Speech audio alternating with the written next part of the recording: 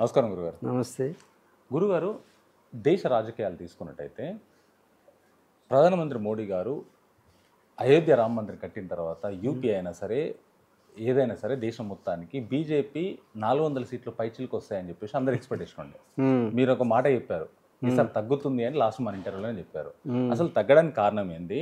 రామ మందిరం కట్టిన తర్వాత అదే యూపీలో బీజేపీ ఇంత ఓటమి అవ్వడానికి కారణం ఏంటి? ఏమై ఉంటుంది? ఓం శ్రీరామ్ రామాయ నమః. రాముణ్ణి శ్రీరామచంద్రుడిని రాజకీయాల్లోకి తీసుకొచ్చే ప్రశ్న వేశారు మీరు. ఇది ఈ దేశ దౌర్భాగ్యమా సౌభాగ్యమా అనే సందేహం వస్తుంది. రామనామం జపించే మాలాంటి వారి చేత కూడా మీరు రాజకీయాన్ని ప్రశ్నించడం అంత బాగుంటుందా అంటే అంత బాగోదేమో అనిపిస్తుంది. అయినప్పటికీ మనం గతంలో చిట్ చాట్ చేసినప్పుడు రాముణ్ణి రాజకీయాలకి వాడొద్దు, ఇది ఒక హెచ్చరికగా భావించండి రాజకీయ నాయకులు అని మీతో విన్నవించుకోవడం జరిగింది. తదనంతరం జరిగిన పరిణామాల్లో మతము, కులము, జాతి, అలాగే దేవుళ్ళు, దేవాలయాల్ని కూడా రాజకీయ నాయకులు వదిలిపెట్టకుండా ఉన్నారు. ఆ రాముణ్ణి ఏదో సాధువులకి, సంతులకి, యోగులకి వదిలేసినట్టయితే బాగుండేది. మేము ఆ ప్రస్తావన తీసుకురావాల్సిన అవసరం ఉండేది కాదు. మీరు ఈ ప్రశ్న అడిగి ఉండేవారు కాదు. అయితే ఈ ఆధునిక పాలనలో, ఆ ధనిక పాలనలో ధనం ప్రాధాన్యతగా సంతరించుకుని సాధన తగ్గిపోవడం వలన సాధువులు కూడా ఈ ప్రాపంచిక విషయాల్లోకి రావాల్సి వస్తుంది. ఎప్పుడైనా ధర్మానికి హాని కలిగినప్పుడు ఆ ధర్మాన్ని ఆచరించేటటువంటి సాధు సంత్ పుంగవులందరూ కూడా తప్పనిసరిగా దాన్ని సరిదిద్దాల్సినటువంటి బాధ్యత సాధువుల మీద, ఋషుల మీద, యోగుల మీద సనాతనంగా వస్తున్నటువంటి ఆచారం ఇది. అయితే గతంలో మీకు గత 6 నెలల క్రితం ఈ విషయాన్ని చెప్పడం జరిగింది. ధర్మానికి నష్టం కలుగుతుంది. రామో విగ్రహవాన్ ధర్మ. ఆ ధర్మమూర్తి అయినటువంటి శ్రీరామచంద్రుని కూడా రాజకీయంలో చొప్పించడం చూస్తూ ఉంటే కాల వైపరీత్యం అనిపిస్తూ ఉన్నది. ఆనాడే మనం చర్చించుకోవడం జరిగింది, రాముడు రాజకీయ వస్తువు కాకూడదు అని. తద్ విపరీతమైనటువంటి ఫలితాలని నేనైనా ఏ రాజకీయ నాయకుడైనా అనుభవించక తప్పదు అని ఆనాడే చెప్పడం జరిగింది. తత్ఫలితమే, ఆ కర్మ ఫలితమే ఈరోజు మా ప్రధానమంత్రి అయినటువంటి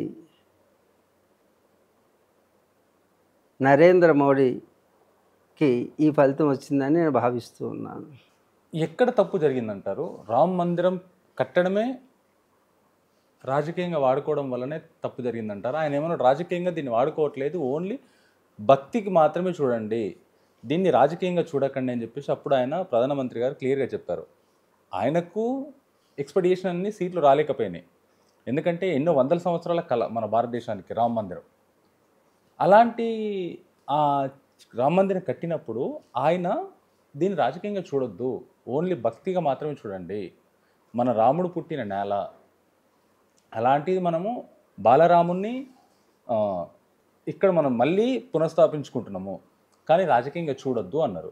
కానీ కొంతమంది అపోజిషన్ వాళ్ళు దీన్ని రాజకీయంగా చూసి దీన్నే పెట్టుకొని వాళ్ళు చేస్తున్నారని చెప్పేసి ఇది చేయడం జరిగింది. ఇది ఎంతవరకు కరెక్ట్ అవచ్చు? రాజకీయ నాయకుడు రాజకీయంగా చూడొద్దు అన్నంత మాత్రాన ప్రజలు రాజకీయ నాయకుడు చెప్పే మాటల్ని రాజకీయంగానే చూస్తారు. కాబట్టి ప్రతిపక్షం ఎత్తి చూపించినంత మాత్రాన మారిపోయేటటువంటి జనం పిచ్చివాళ్ళు కాదు. ఉమ్, వాస్తవ దృక్పథాన్ని వారి వారి మేధో మథనం చేత వారందరూ కూడా చర్చించుకుని తదనంతరం రాజకీయ నాయకులు రాజకీయ ప్రసంగం చేస్తున్నారా, రాముణ్ణి ధర్మానికి వాడుతున్నారా, రాముణ్ణి రాజకీయానికి వాడుతున్నారా అనేటటువంటి విషయ పరిజ్ఞానం లేనటువంటి వారు భారతదేశంలో ప్రజలు కాదు. కాబట్టి భారతీయులు ఎప్పుడూ కూడా వారి యొక్క విజ్ఞత ప్రదర్శిస్తూనే ఉన్నారు. ఎంతమంది రాజకీయ నాయకులు ఎన్నెన్ని వాగ్దానాలు చేసినప్పటికీ ఆ వాగ్దానాలు నెరవేర్చకపోయినా వారిని ప్రశ్నించేటటువంటి అధికారం ధిక్కారమైనప్పుడు ప్రజలు ఆ ధిక్కారాన్ని అధికారం వైపు మళ్లించడానికి సమాయత్తులు అయి ఉంటారు అని నరేంద్ర మోడీ అయినా సురేంద్ర మోడీ అయినా ఓటమి తప్పదు. ఎలాంటి వారికైనా ప్రజా తీర్పు చాలా కఠినంగా ఉంటుంది, ధర్మానికి హాని కలిగితే అని నిరూపించినటువంటి సమయం ఇది.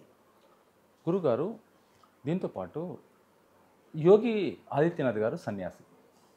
తను సన్యాసం తీసుకొని ఏ సాధనలో ఏం చేశారో తెలియదు మనకి.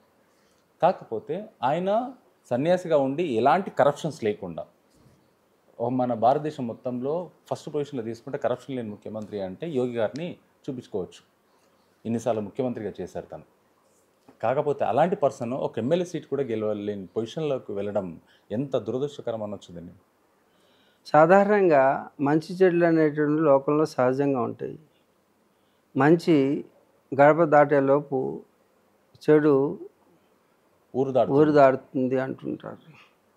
అలాగే మొట్టమొదట ప్రజల్లో కొందరు ఎక్కువ శాతం చెడుకు ప్రాధాన్యత ఇచ్చేటటువంటి వాళ్ళు ఉండవచ్చు కాక, అయినప్పటికీ మంచి అందరికీ తెలిసేసరికి సమయం పడుతుంది.